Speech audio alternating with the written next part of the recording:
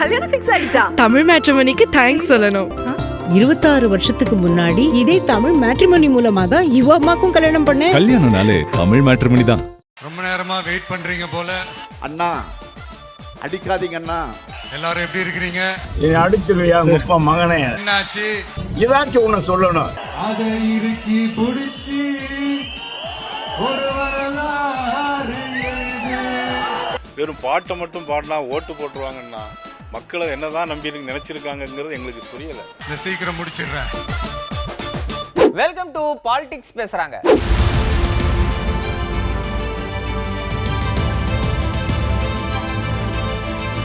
திருச்சி கிழக்கு தொகுதியில வேட்புமனு தாக்கல் பண்ணிட்டு பிரச்சாரம் பண்ணியிருக்காரு தாவேகா தலைவர் விஜய்.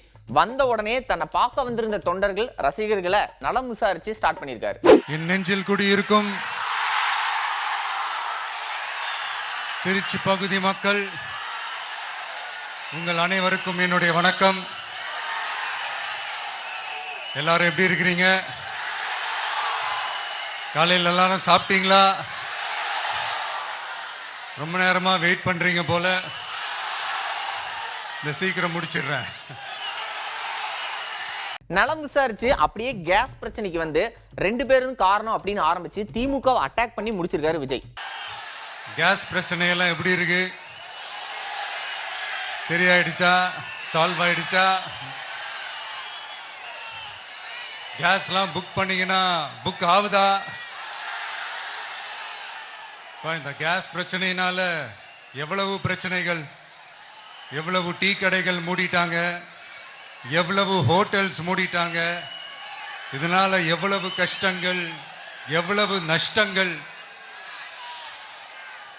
அவங்களாச்சும் கொஞ்சம் உஷாரா இருந்திருந்தாங்கன்னா இந்த கேஸ் தட்டுப்பாடை கொஞ்சம் கண்ட்ரோல் பண்ணியிருக்கலாம். இவங்களாச்சும் கொஞ்சம் முன்னெச்சரிக்கையா இருந்திருந்தா அட்லீஸ்ட் நம்ம ஊர்லயாச்சும் இந்த கேஸ் தட்டுப்பாடை கொஞ்சம் கண்ட்ரோல் பண்ணியிருக்கலாம்.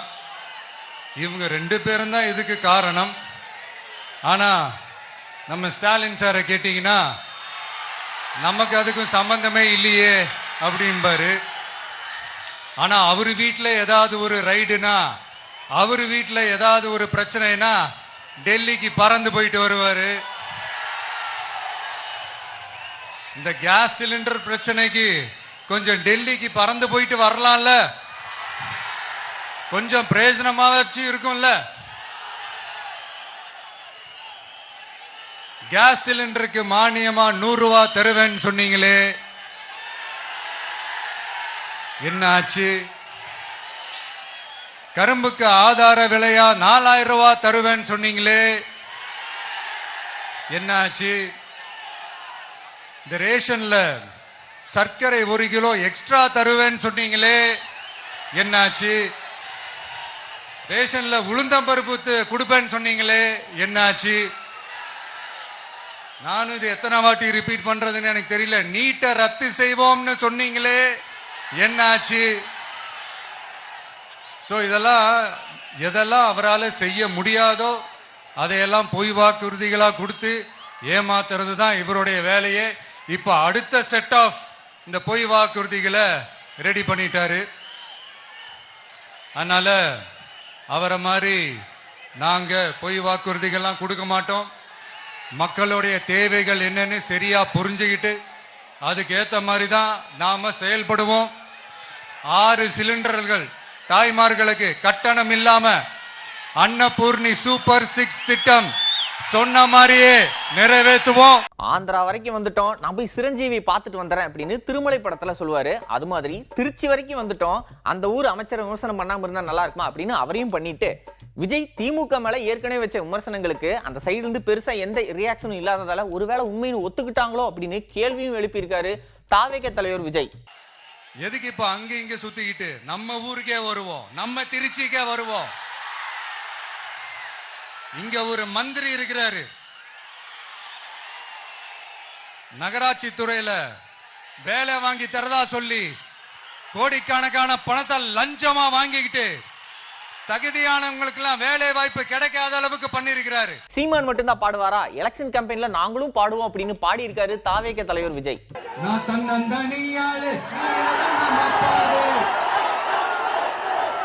கொஞ்சம் நவந்தானா இங்க 8 கோடி பேரு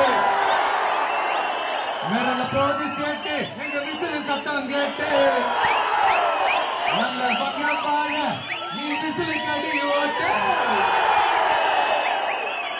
கடைசி நம்பிக்கை மக்களை தேடி வருது அதை இறுக்கி பிடிச்சி ஒரு வரலாறு எழுது உங்க விஜய் நான் வரேன். பெண்கள் பாதுகாப்பை பத்தி எடப்பாடி பழனிசாமி பேசலாமா, யாரு எதை பேசுறது அப்படின்னு டென்ஷன் ஆகி அதிமுக ஆட்சியில் என்னென்னலாம் நடந்துச்சு அப்படின்னு கடுமையான விமர்சனம் பண்ணியிருக்காரு திமுக தலைவர் மு.க. ஸ்டாலின். தமிழ்நாட்டோட இந்த வளர்ச்சி பாஜகவோட கிளை செயலாளராக இருக்கக்கூடிய பழனிசாமி அவர்களுக்கு எரிச்சல் தருது, வயிறு எரியுது. அவருடைய என்ன ஓட்டம் என்ன தெரியுமா? என்னடா கால்கள்லாம் தவழ்ந்து போய் கால்களெல்லாம் வாரிவிட்டு ஆட்சிக்கு வந்தோம், இந்த திமுகவும் ஸ்டாலினும் ஒரு தேர்தலில் கூட ஜெயிக்க விட மாட்டேங்கிறாங்க என்ற பொறாமையில் அந்த பொய்யையும் பொருளையும் பரப்புகிறார். பெண்கள் பாதுகாப்பை பற்றி பேசுவதற்கு பழனிசாமிக்கு அருகதை இருக்கா?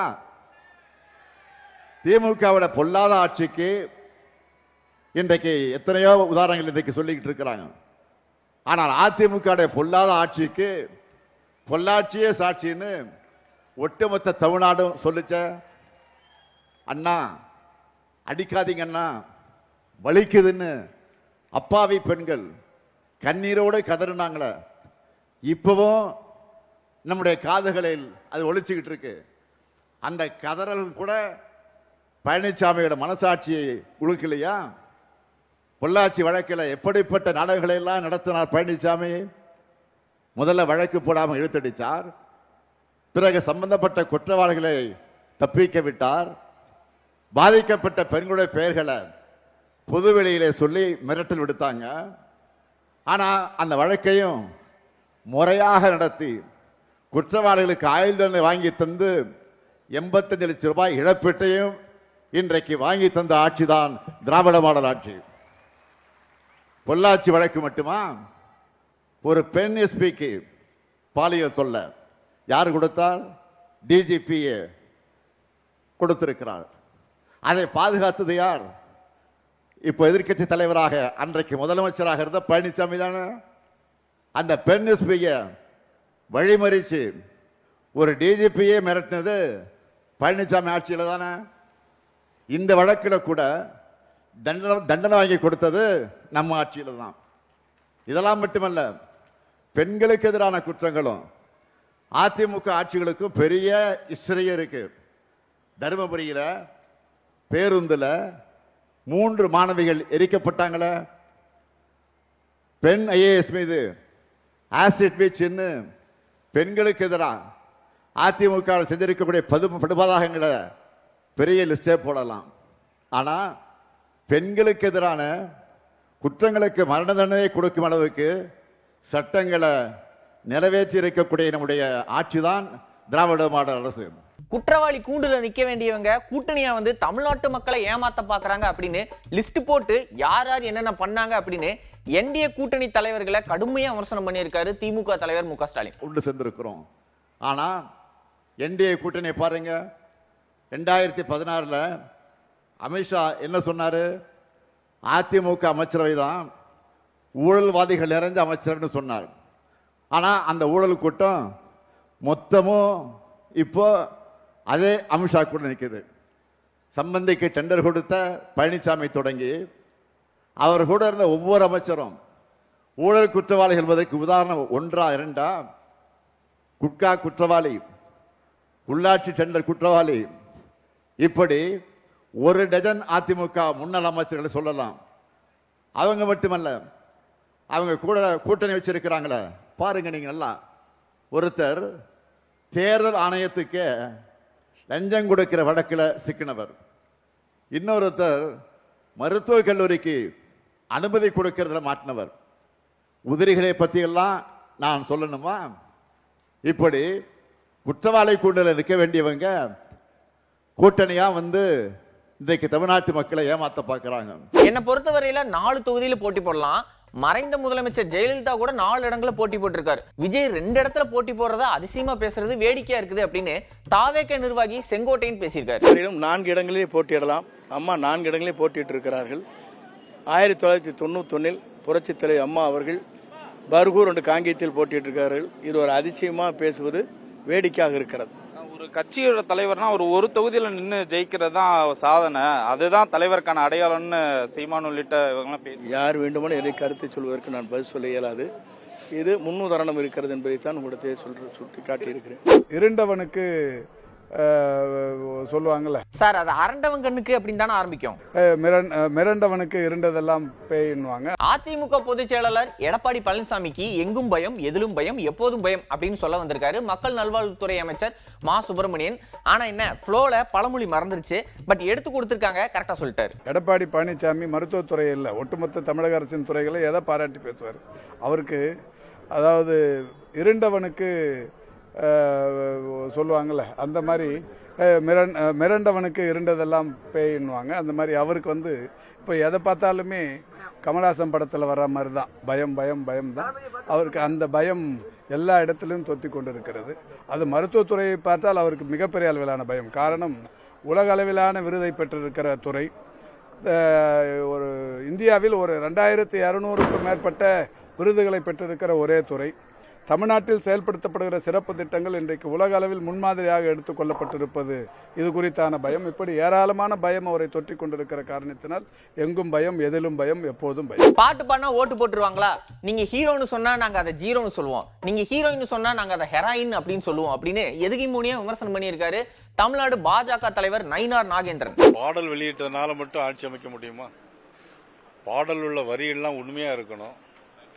அவங்க பழைய தேர்தல் அறிக்கையில் சொன்னதெல்லாம் நடத்தியிருக்கணும்.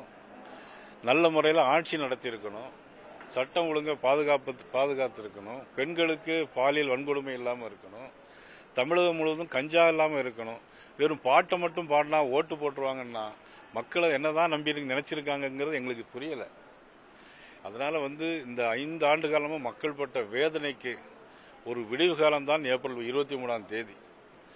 அதாவது கஞ்சா எங்கே பார்த்தாலும் கஞ்சா. பள்ளிக்கூடத்தில் ஸ்டூடெண்ட்ஸ் மத்தியில் வாசல்லாம் முன்னாடிலாம் முட்டாய் தான் விற்பாங்க, இப்போ கஞ்சா விற்காங்க. மெத்தபெட்டின், ஹெராயின்.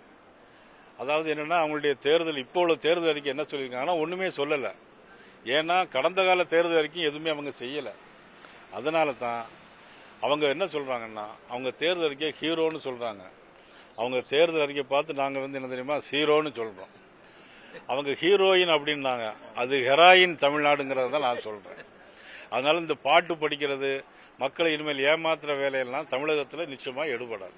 யாராலையும் குறை சொல்ல முடியாத ஆட்சி தான் மத்திய பாஜக ஆட்சி. அதனால மத்தவங்களுக்கு எல்லாம் பயம் அப்படின்னு பேசியிருக்காரு அதிமுக முன்னாள் அமைச்சர் செல்லூர் ராஜு. பதட்டத்தை காமிக்குது, பயத்தை காமிக்குது. நாங்க அடிச்சிருவியா முப்ப மகனே சிங்கண்டா அப்படின்ற மாதிரி ஏதாச்சும் ஒன்று சொல்லணும். இந்த கூட்டணி வெற்றி பெற போகிறது. இந்த கூட்டணி மக்கள் மத்தியில் இதுதான் நல்ல கூட்டணி, இந்த அரசை மாற்ற வேண்டும். எல்லாரும் ஒரே தீர்மானம். எத்தனை கட்சி அதில் சேர்ந்துருக்குன்னே மக்கள் பார்க்கல, எத்தனை கட்சி வந்திருக்குன்னு. பொதுமக்கள் என்ன நினைக்கிறாங்க, இந்த ஆட்சி மாற்றம் கொண்டு வரணும். போதை தமிழகமாக இருக்கு, நாம் குழந்தைகளுக்கு நம்முடைய எதிர்காலத்துக்கு மிகப்பெரிய பாதிப்பு ஏற்படும். பெண்கள்லாம் என்ன, பெண்களுக்கு நமக்கு பாதுகாப்பு, முழுமையான பாதுகாப்பு வேண்டுமானால் இந்த அரசாங்கத்தை மாற்ற வேண்டும் என்ற முடிவில் இருக்காங்க. அது போய் எத்தனை கட்சி சேர்ந்தான்னா ஒண்ணுமே இல்லை. இப்ப என்ன பயந்துட்டார். அதனால இவங்க தான் பாரதிய ஜனதாவோட ரொம்ப நெருக்கமா அமைச்சரவையெல்லாம் அங்க வைத்தவங்க. அப்பெல்லாம் பாரதிய ஜனதா இனிச்சிச்சா? இவங்களுடைய முரசொலி மாறன் உடைய மாமன் தாய் மாமன் அவரே வச்சுக்கோங்க. அவரே 1.5 வருஷமா இலாக்கா இல்லாத அமைச்சராக இருந்தார். என்ன சொல்றீங்க? பாரதிய ஜனதா உடனே கலைஞ்சி விட்டு அடுத்த தேர்தலில் திமுகவோட கூட்டணி, காங்கிரஸோட கூட்டணி வச்சாங்க. 2001 முதல்ல இவங்க தான் பாரதிய ஜனதாவுக்கு 21 சீட்டு அப்பவே கொடுத்தாங்க. இப்போ நாங்கள் இப்போ எவ்வளோ வளர்ந்து இருக்கு. மோடிஜி இன்னைக்கு எவ்வளோ பெரிய செல்வாக்கு படைத்தவராக இருக்காரு. இன்னைக்கு அந்த அரசாங்கத்தை யாராலும் குற்றமே சொல்ல முடியல. குற்றம் சொல்ல முடியாத மத்திய அரசு நடந்துகிட்டு இருக்கு. இவங்க அரசு மாதிரியா இருக்கு. இத்தனை ஈடியா வருது, எத்தனை இன்னைக்கு யாருமே குற்றம் சொல்ல. அந்த அரசாங்கத்தை பற்றி ஏதாச்சும் சொல்றாங்களா? இவ்வளவு ஊழல் பண்ணாங்க வச்சாங்கன்னு முதலமைச்சராக சொல்ல முடியுதா? அவர் என்ன பாரதிய ஜனதா மதவாத கட்சி, பாரதிய ஜனதா சனதானத்தை கொண்டு வந்துடும், பாரதிய ஜனதான இன்னைக்கு தமிழ்நாடே மாத்திடுவாங்க சார். ஜோக்கா அடிக்கிறார் முதலமைச்சர். சரி வாங்க, தேர்தல் நெருங்க இன்னும் ஜோக் அடிக்க போறாரு. இன்னைக்கு மாதிரியே நாளைக்கும் யாரெல்லாம் அரசியல் பேசியிருக்காங்க, அதாவது பாலிடிக்ஸ் பேசுறாங்க அப்படிங்கிறத அடுத்த எபிசோட்ல பார்க்கலாம். அதுவரை நன்றி, வணக்கம். கல்யாணம் ஃபிக்ஸ் ஆயிடுச்சா? தமிழ் மேட்ரிமோனிக்கு தேங்க்ஸ் சொல்லணும். 26 வருஷத்துக்கு முன்னாடி இதே தமிழ் மேட்ரிமோனி மூலமா தான் இவ அம்மாக்கும் கல்யாணம் பண்ணேன். கல்யாணம்னாலே தமிழ் மேட்ரிமோனி தான்.